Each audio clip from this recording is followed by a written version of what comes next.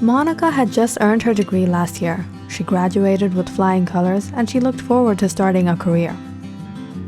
While she was attending college in California, Monica had stayed at the campus dormitory.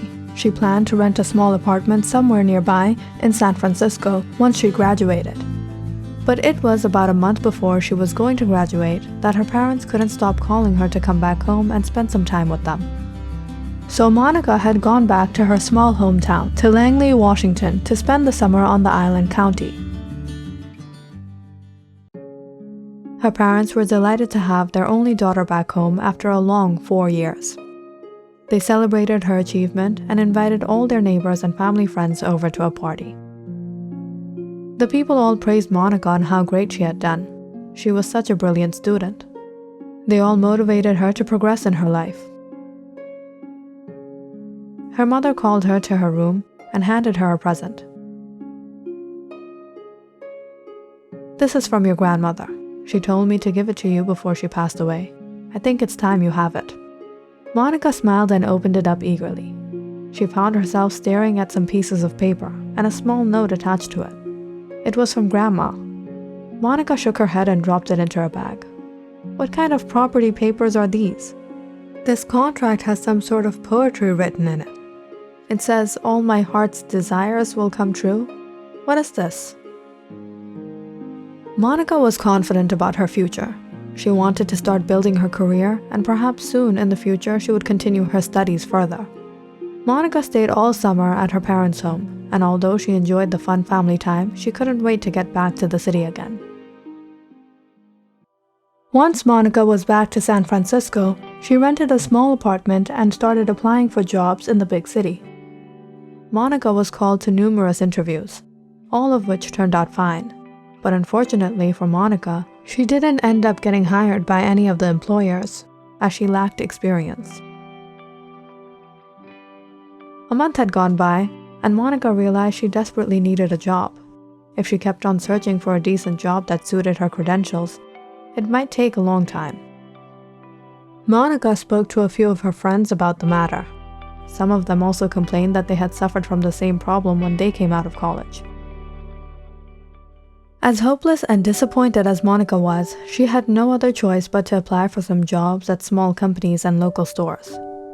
Soon, Monica got hired at a call center as a technical support specialist. The call center was in a busy downtown neighborhood, and Monica had to travel quite a distance every morning to reach work. Every day would be very tiring, with numerous phone calls and all sorts of people asking questions. Sometimes she felt like the caller didn't even have a question. He just wanted to talk, and sometimes the questions were stupid, and others were simply not questions you could answer over the phone. The experience Monica was having at the call center not only made her exhausted, but she was exasperated at the effort she had to give to maintain her new job. Sometimes Monica would pick up the phone to customers who had no clue what they were talking about, and it would seem as if they didn't want to hear the answer either. They persistently argued about their problems, and Monica had a hard time explaining the solution to them. Monica felt as if she was a farm animal stuffed shoulder to shoulder in a cubicle farm for hours, having to chat with customers who ranged from clueless to shaved to irate. And on top of that, there was the presence of a pushy supervisor who kept a keen eye on all of his sheep. It was one of these busy days at the call center that Monica was having trouble keeping up with a huge number of calls. Monica had just barely passed through the morning shift. She sighed and got up and stretched out her legs. It was finally time for her lunch break, the only part of her workday that she looked forward to. Shortly after her quick energy boost, Monica got back to her desk and continued working. She answered the phone, and there was a very angry customer on the other end. She went on yelling that she had been on hold for the past 45 minutes. Monica tried to be polite, decent, and calm down the customer, but she went on yelling as if she hadn't heard anything that Monica had said. After a whole 5 minutes of listening to the constant nagging of the woman on the other side, Monica was just about to ask the woman how she could help her out. "Miss Annabelle, I apologize for the delay. Now could you please let me know how I can help you?" And then it all started again. "Excuse me? Don't address me by my first name." You will address me as Madam Williams. And help? Do you even know how to help anyone out? 45 minutes. Why did your boss even hire you? You are simply useless. When the woman finally toned down and spoke to Monica about her issue, Monica tried to cooperate with her, but it seemed as if the two were going nowhere. When Monica wasn't able to find the woman a solution to her problem, she became even more upset. Monica was becoming a little nervous and didn't know what to do. She had been on the line with this customer for a long time and she hadn't been able to fix her issue. Madam Williams, you have to calm down and hear me out. I assure you, with our service, you'll be able to solve the problem in no time. Please try to understand and cooperate with us. Monica had put the headset down for a while, but she could still hear the woman's loud voice through the speaker. After a minute, she picked up and apologized again for keeping her waiting. But the woman was simply agitated. She didn't want to listen to her excuses. You should be fired from this job. You don't even deserve to work here. Go get yourself another job. Hold on. Why would anyone hire you? You're incompetent. No matter you're working at this call center. You sound fit and young, but you're just simply a loser. Monica put the woman on hold and got further assistance. When she came back on the line, the woman kept shouting, "Do you think I have all day? Do you even know who I am? You're wasting my precious time. Time is money and you're costing me a lot." Monica realized the phone call was going nowhere. The woman had gone on personally insulting her, and she was forced to hang up the phone. Monica let out a deep breath in relief. "People are crazy," she said under her breath. She went on with her day. About an hour later, she received another call from the woman. This time, she didn't speak of the technical issue she was having, but she kept on harassing Monica on why she hung up on her. She flew into a rage and demanded to know the reason. And this time, her attitude was even more worse. "How dare you hang the phone on me? I'll complain against you.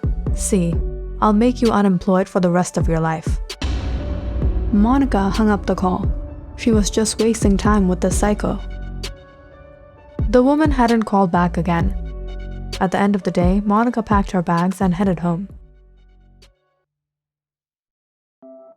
The next morning, when Monica arrived at the call center, she was a bit surprised when her supervisor called her into his room. "Monica, I'm sorry to say, I'm firing you. We've received numerous complaints against you, and after looking into the matter, we've realized that you haven't been working efficiently." Monica tried to explain to the supervisor what had happened yesterday, but he didn't want to hear anything. It seemed as if he had to fire Monica even if he didn't want to. Monica was burning in rage. She went to her desk and started packing her things. She couldn't stop thinking about the nasty woman that had called yesterday. What did she think of herself? Monica was an educated, independent, strong woman. She wasn't going to let someone ruin her life. She tried to remember the name, but it wasn't clicking to her. Before she left, she took a last glance at the call record from the previous day. Then it came to her. Annabelle Williams. Monica noted down the number and address and walked out of the call center, slamming the door shut. That night, Monica couldn't forget how Annabelle Williams had insulted her on the phone. She searched the woman up and found out she was a successful businesswoman who had a line of boutiques across San Francisco and some outlets in New York and Florida. She couldn't believe she had lost her job when it wasn't her fault at all. A train of worries filled her mind, and Monica was left feeling frustrated. Suddenly, she remembered the note her grandmother had given her. She took it out and read it again. "What my heart desires, huh?" Monica woke up the next morning feeling a little better. She prepared herself to go out and search for a new job. She got her coffee from the deli across the street like every morning. "Hey lady, try out the lottery today." Monica wasn't interested, but after the lady kept insisting, she bought a ticket. From then on, it was as if Monica's life had suddenly shifted. A few months back, Monica was having trouble getting a job. Now Monica never had to worry about working anymore.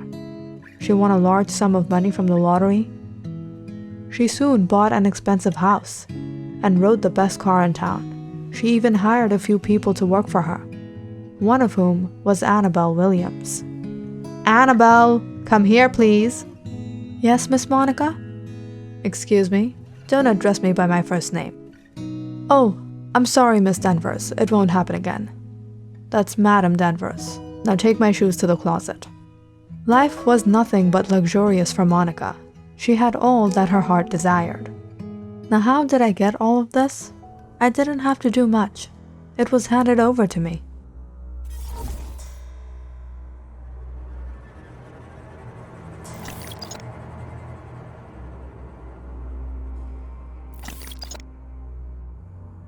When life has become difficult and you're searching for nothing but a miracle, close your eyes and sign your name. You will have all your heart can claim, every wish and every desire. Make sure you sign only with red. Once you've made the clear-cut deal, take it to my grave and bury it therein. Soon you will see how life will change in only a blink.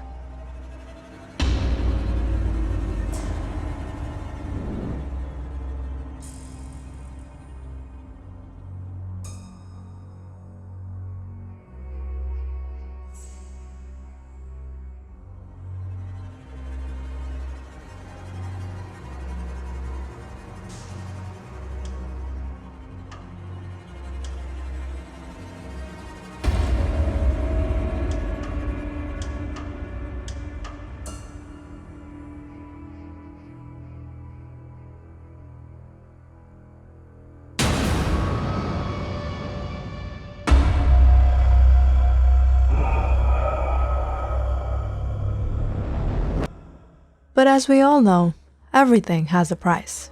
Once in a while, I have to make a small sacrifice, according to the agreement. Click on the subscribe button and check out more awesome videos on our channel. And don't forget to press the bell icon because you know it's interesting.